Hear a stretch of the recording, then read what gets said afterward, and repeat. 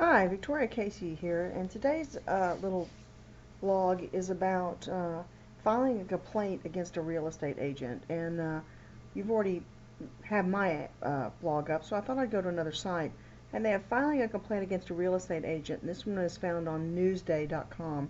And basically what they say is pretty much what I say, is that if you find some situation where you believe that there's a legitimate complaint, we're not talking about a personality difference. We're talking about where the agent failed to disclose something, they did something unethical, they undercut you in some way, and where you felt like you were fighting against your own agent in a way, and they cost you a significant amount of money, and you think there may have been something either illegal or at least shady and unethical.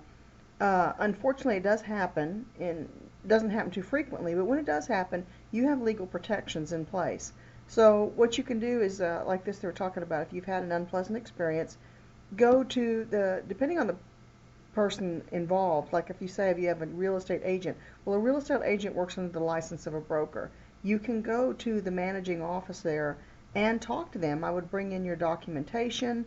I would bring copies, by the way. You might even just call ahead and say, I'd like to bring so and so with me.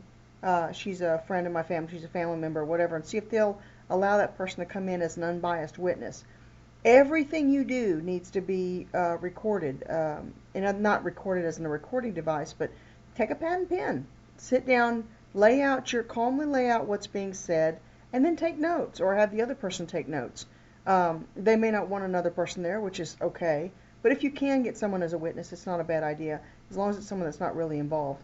If they don't help you, and if you don't get satisfaction, you really feel, or if it's the broker themselves and you've talked to them, and you've talked to the owner and you've escalated up the local food chain, then you need to start going to the National Realtors Association. Now, not everybody's a member of that. So, but there are state associations of realtors, and there are also governing bodies. So you could just do a Google search on your area, Bing search, Yahoo, whatever, and search around and see who in your area can help with this, and who is the local authority that licenses realtors. And you can find that again by a simple Google search. And for Texas, I would say Google Texas Realtor Licensing. Except I can't apparently spell today. Thank you. Still couldn't spell. So Texas Real Estate Commission is where I would go, and it'll go within here. You'll have someplace about filing a complaint. So basically, you can also check up on realtors and things like that through these real estate commissions too. Check in your state who it is that here you have the complaint button right here. Who it is that that licensed real estate agents in your state. So I would say that once you're going to have to file a detailed, factual record of what happened. In other words, what you believe happened, what the problem is. Try and keep emotion out of it. Do not use names in the sense of bad names. Use that person's legal name. Don't call them a stupid person or say something. Don't use a lot of what I would call vitriolic speech. A lot of antagonizing speech. The main thing is to get this problem solved and to handle it as calmly as possible. So you want to talk very clearly. You want to write it all out, and then maybe leave it for a little bit and come back to it and look at it later and make sure you didn't leave out any dates or anything that was said.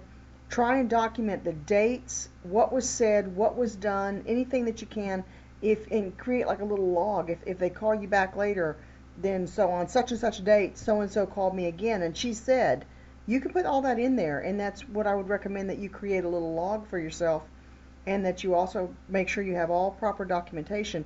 Keep the originals for yourself, and that way you can use copies to send in for evidence.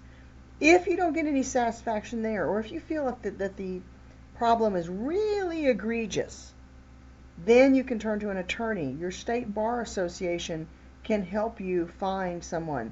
Any state, anytime you look for lawyers, legal, just do a simple search. Legal, real estate attorneys. Find out, get the number of the state bar, call them and find out who they recommend in your area. Ask around and see who they recommend. and then you're going to use all that stuff that you originally gathered. You can sit down. Some of them will offer a free consultation for your first 30 minutes.